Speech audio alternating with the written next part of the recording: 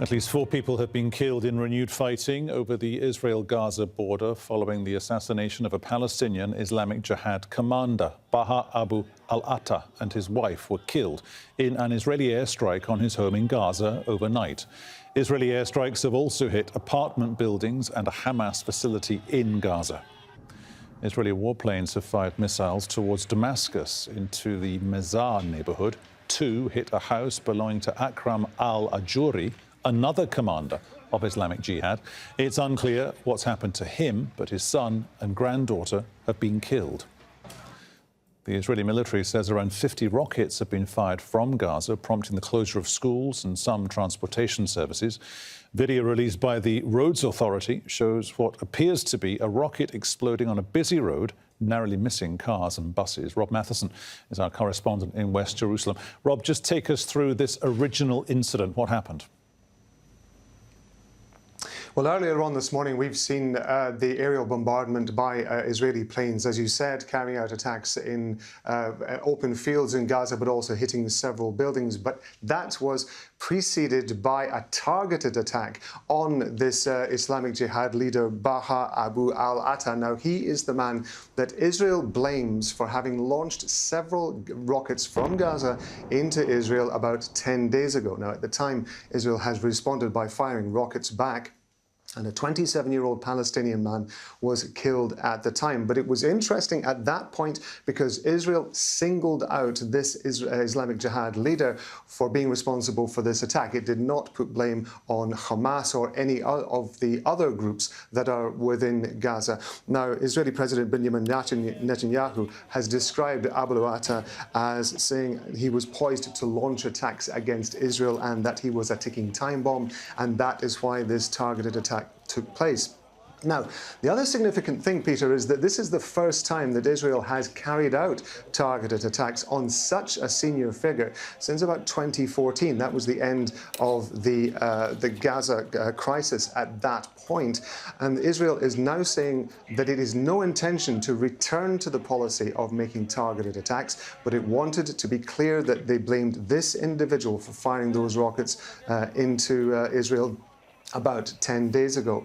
There has been a certain amount of support that from some of the other local groups within Gaza as well. Hamas has come out and said that it will offer a unified response, but we're not entirely sure what response that is likely to be. And at the moment, the number of rockets that are currently being fired from Gaza seem to be originating from Islamic Jihad fighters as opposed to any other group at the moment.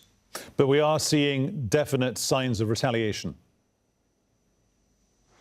Absolutely. Certainly in the last couple of hours, as you mentioned before, the Israeli military had said that at least 50 rockets had been fired from Gaza into Israel. About 20 of them, the Israeli military said, had been downed by the Iron Dome aerial defense system. But since that time, we have seen a succession of rockets again being fired from Gaza at a variety of points, one of which was just south of Jerusalem, where I am now. Another one was, as you mentioned before, is said to have hit a freeway which is in southern Israel, just on near the border with Gaza. Interestingly, there are schools and workplaces between Gaza all the way up to Tel Aviv have been, or at one point were ordered to be closed, and sirens were sounding in Tel Aviv as well. This is a very tense situation, Peter. The problem is that whilst Israel has made it a point to say it is no longer carrying out targeted attacks, it is not yet clear what the other players in Gaza are going to do. Rob, thanks very much. OK, let's talk now to Mkhema Abu Sada, Professor of Political Science at the Al-Azhar University. He joins us from Gaza. Mr. Abu Sada, welcome to the NewsHour. How big an escalation does this represent?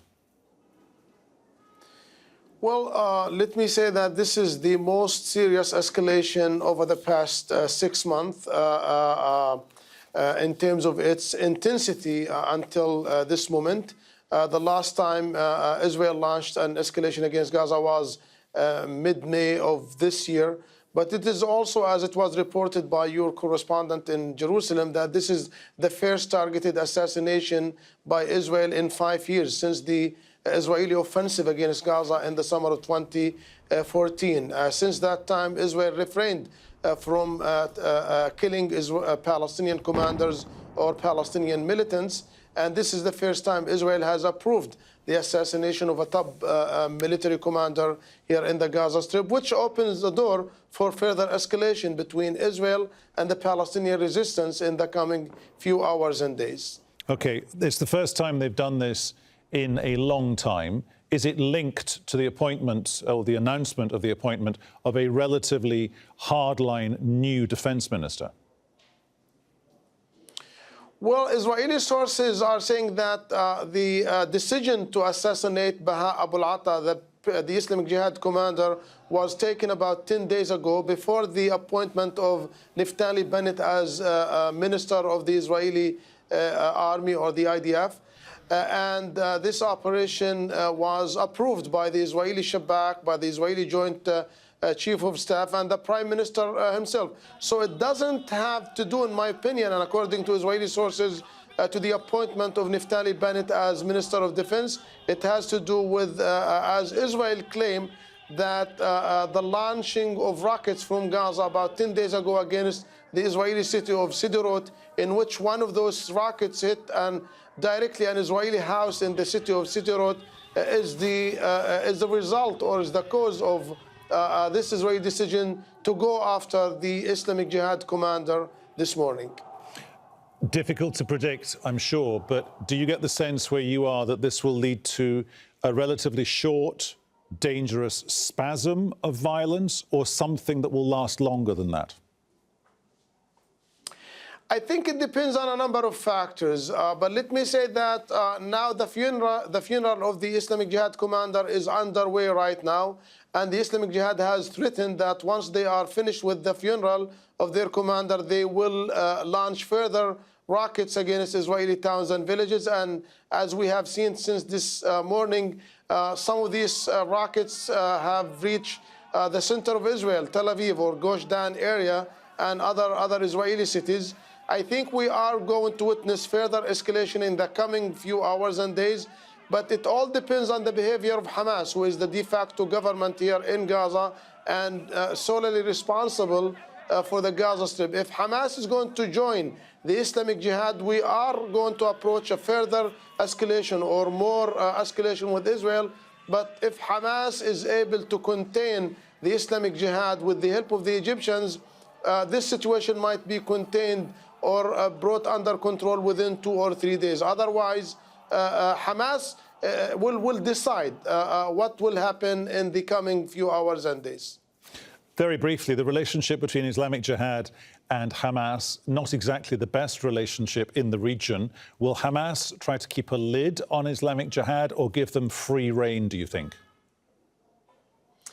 That is definitely a very important question. Let me say that the Islamic Jihad is the second strongest military organization in Gaza after Hamas, and there is a lot of competition between the two military groups here in Gaza.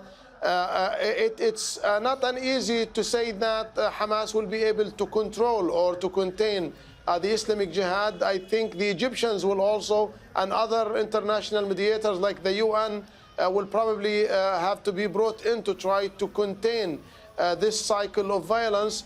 But generally speaking, the Islamic Jihad is funded and supported militarily and politically by Iran.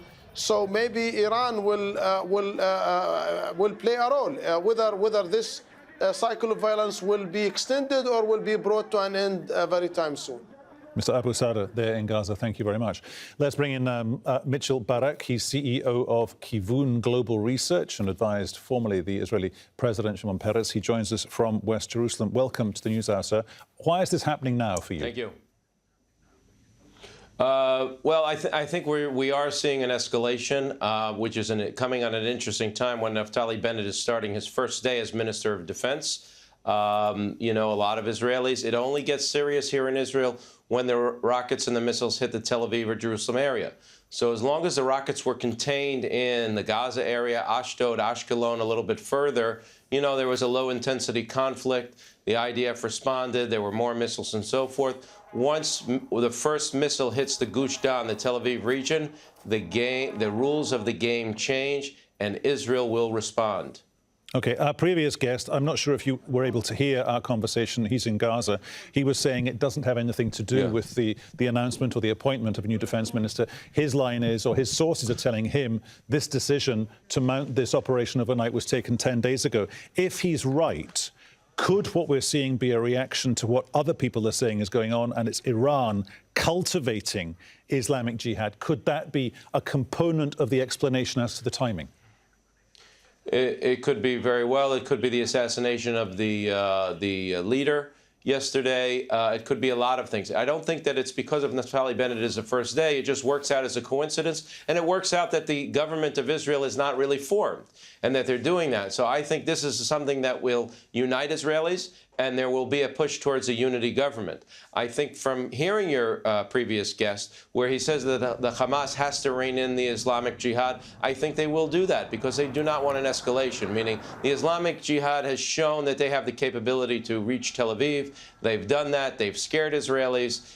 They can do that. And now it's time to stop, because if they continue to do that, then the IDF is going to go, Israel is going to go in there very strong and very hard, and they're going to stop the missile fire, they're going to stop the rocket fire, and they will decimate Hamas and Islamic Jihad targets. The people of Gaza will suffer, and I'm not convinced that the Hamas is ready for that kind of fight. Although they do have firepower, they do not want to start an escalation like this where Israel will absolutely crush them. And especially now when Netanyahu has to show that he's the boss, this is the wrong time to play with Israel.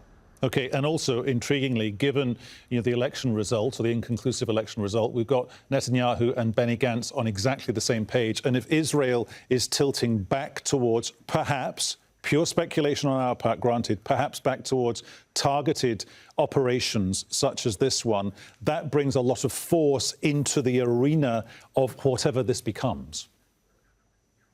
Yeah, but I think that if Israel will not tolerate missile fire to Tel Aviv or Jerusalem. Up until now, it can happen in Ashkelon and Ashdod. Generally, the Iron Dome knocks out any missiles that are going to do damage there. Most of the missiles fire, go into empty fields, or they're knocked out, destroyed in the air. Once you have missiles landing on the streets of Tel Aviv and where the real population centers are and where the airports are, it's over. The IDF, who's ever the defense minister, whether it's Naftali Bennett, the prime minister, Netanyahu, and Benny Gantz, who could be the incoming prime minister, they're all united in this. It's got to stop. And they will take the full force of the IDF in there to Gaza, whatever it takes to knock that out, to make sure that there are no more missiles. So I think Hamas realizes that.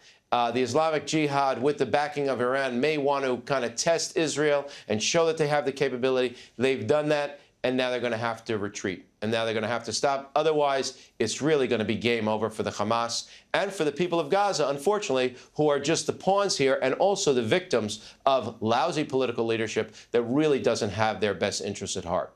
OK, we'll leave it there. Mitchell Barak in West Jerusalem, thank you so much. Good to talk to you, sir.